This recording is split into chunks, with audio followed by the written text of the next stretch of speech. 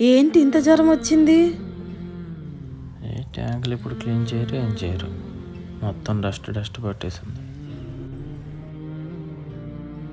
Hello, బాబుగాడికి ఎందుకో ఒళ్ళు కాలిపోతుందండి. నాకు చాలా భయంగా ఉంది. మీరు తొందరగా రండి, హాస్పిటల్కి తీసుకెళ్దాం. నేను వస్తానులే కానీ నువ్వేం కంగారు పడక.